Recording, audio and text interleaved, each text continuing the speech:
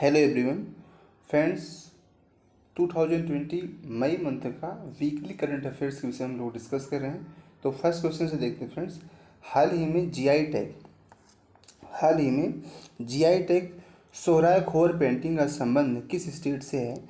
तो चार ऑप्शंस हैं, यानी राजस्थान, तेलंगाना, झारखंड और बिहार। इसका जो राइट आंसर होगा वो होगा झारखंड।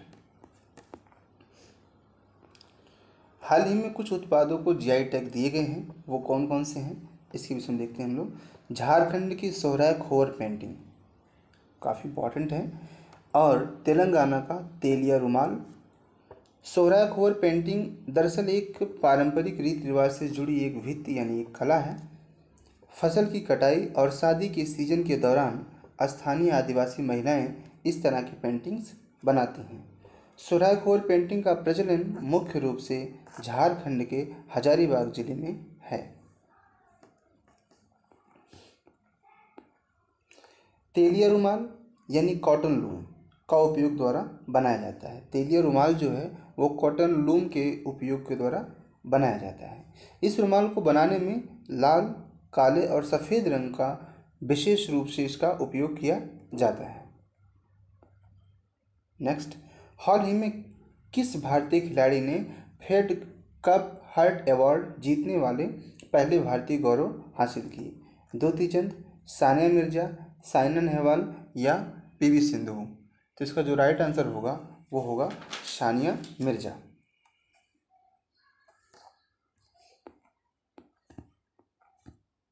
सानिया मिर्जा ने हाल ही में फेड कप हर्ट अवार्ड जीता। इस खिताब को जीतने वाली वो भारत की पहली महिला बन गई। उन्हें खिताब एशिया ओशनिया जोन के लिए दिया गया। सानिया मिर्जा को $2000 पुरस्कार भी दी गई, जिसे उन्होंने तेलंगाना के मुख्यमंत्री के राहत कोष में दान देने का फैसला किया। नेक्स्ट क्वेश्चन है कि दूध और डेयरी उत्पादों में मेलामाइन की उपस्थिति का पता लगाने के लिए हाल ही में किस संस्था ने एक डिवाइस विकसित की है? तो इसका जो राइट आंसर होगा, इसमें चार ऑप्शंस भी दिए हैं, IIS Bengaluru, IIT Madras, DRDO या CSIR। तो इसको जो राइट आंसर है फ्रेंड्स वो है फर्स्ट ऑप्शन यानी ए, यानी बेंगलुरु ने।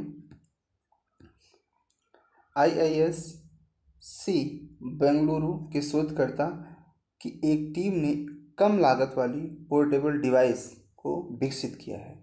इस डिवाइस का इस्तेमाल दूध में मेलामाइन की उपस्थिति का पता लगाने के लिए किया जा सकता है। मौजूदा वक्त में मेलामाइन की उपस्थिति का पता लगाने के लिए उपयोग की जाने वाली तकनीकें अधिक समय लेती हैं। ये उपकरण आमतौर पर अधिक महंगे होते हैं। मेलामाइन दरअसल एक यौगिक है जिसका उपयोग दूध और डेयरी उत्पादों में मिलावट करने के लिए किया जाता है। मेलामाइन से गुर्दे से संबंधित बीमारियां हो सकती हैं, गुर्दा खराब भी हो सकता है। या आपको बता दें कि भारत दुनिया का सबसे बड़ा उत्पाद और उपभोक्ता देश है।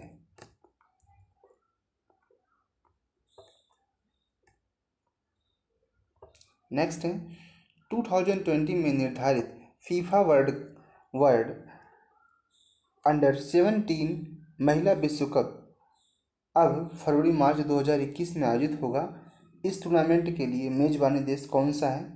तो इसके चार ऑप्शंस हैं, न्यूजीलैंड, ब्राज़ील, भारत और श्रीलंका। तो इसका जो राइट आंसर होगा फ्रेंड्स वो होगा भारत।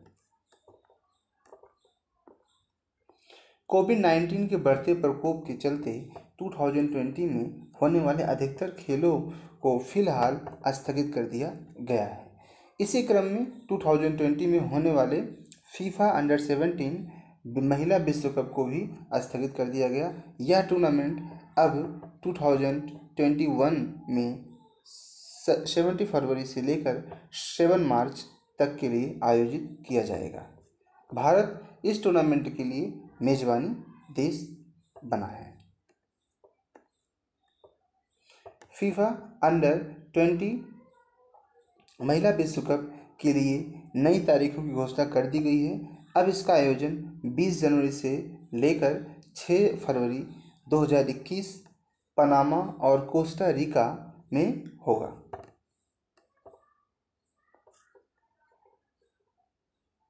नेक्स्ट है, भारत में अरेबिका किस्म की कॉफ़ी की पैदावार।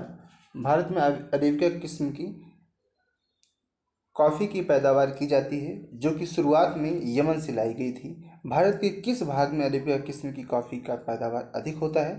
तो इसका 4 ऑप्शंस हैं: उत्तरी भारत, दक्षिणी भारत, उत्तरी पूर्वी भारत, उत्तरी पश्चिमी भारत। तो इसका जो राइट आंसर होगा वो होगा दक्षिणी भारत।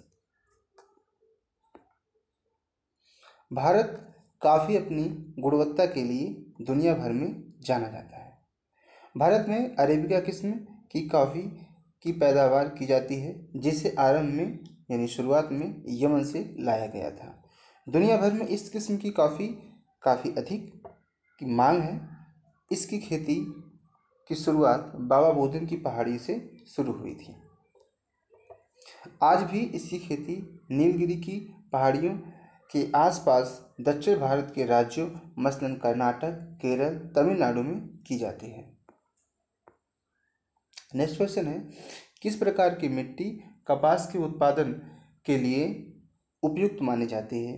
तो राइट 4 ऑप्शन है इसके: ये काली मिट्टी, बलुई मिट्टी, जलोढ़ मिट्टी और लैटराइट मिट्टी। कपास के लिए सबसे उपयुक्त मिट्टी मानी जाती है काली मिट्टी। भारत को कपास के पौधे का मूल स्थान माना जाता है। सूती कपड़ा में उद्योगों का विकास एक अहम कच्चे माल के रूप में किया जाता है।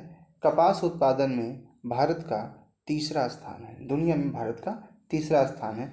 कहाँ कहाँ होता है? भारत में महाराष्ट्र, गुजरात, मध्य प्रदेश, कर्नाटक, आंध्र प्रदेश, तेलंगाना, तमिलनाडु, पंजाब, हरियाणा और उत्तर प्रदेश में कपास के प्रमुख उत्पादक राज्य हैं। दक्कन पठार के शुष्क इलाकों में काली मिट्टी कपास उत्पादन के लिए उपयुक्त मानी जाती है। इस फसल को उगाने के लिए उच्च तापमान, हल्की बारिश या सिंचाई के साथ साथ पाले रहित दिन और खिली धूप की ज़रूरत होती है। कपास दरअसल खरीफ की फसल है, बहुत इंपॉर्टेंट है, कई बार एग्जाम में यहाँ से पूछा हुआ है। इसे पकाकर तैयार करने में लगभग 6 से 8 महीने का समय लगता है। नेक्स्ट क्वेश्चन है कि निम्नलिखित में से किसे सुनहरा रेशा कहा जाता है? 4 ऑप्शंस हैं: कॉफ़ी, कपास, जूट, प्राकृतिक रेशम। तो इसका जो राइट आंसर होगा वो होगा जूट।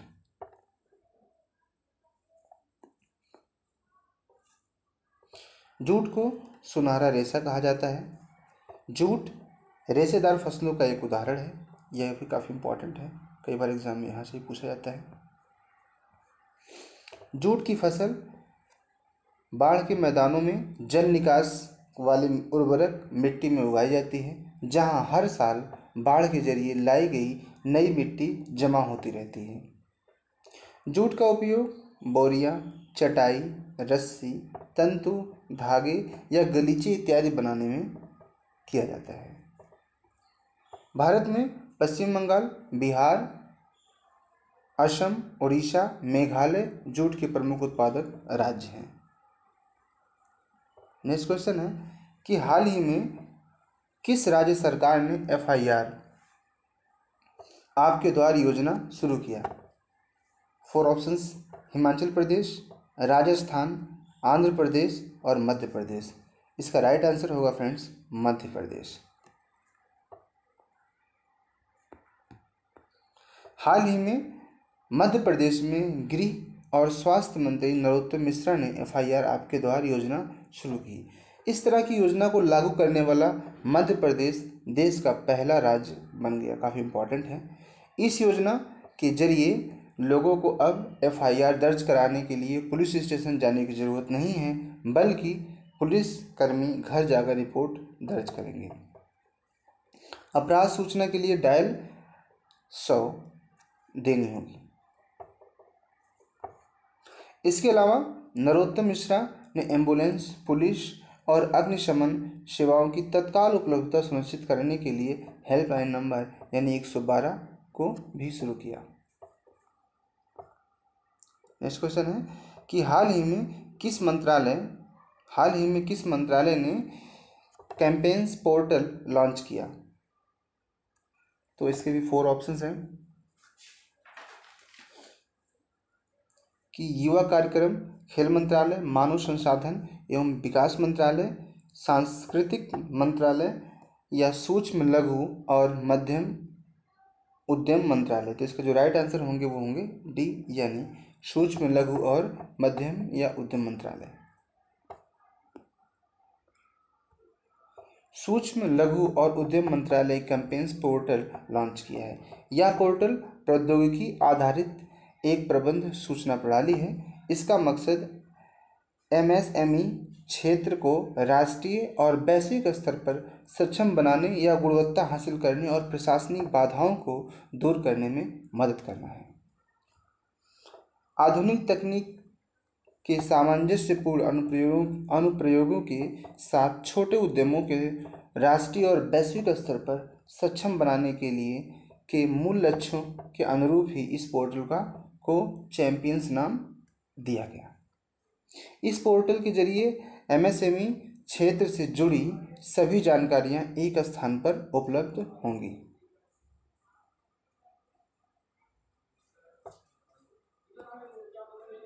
नेक्स्ट है, निम्नलिखित कथनों पर विचार कीजिए कि चाय की खेती रोपड़ कृषि का एक उदाहरण है या रबड़ या ध्रुवीय क्षेत्र की फसल है। तो फिर से इसके 4 ऑप्शंस हैं।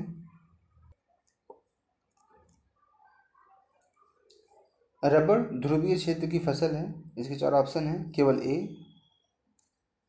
केवल 2, सी वाले हैं 1 और 2 दोनों, या दोनों में से कोई नहीं। जिसका राइट आंसर होगा वो होगा ए यानी केवल 1।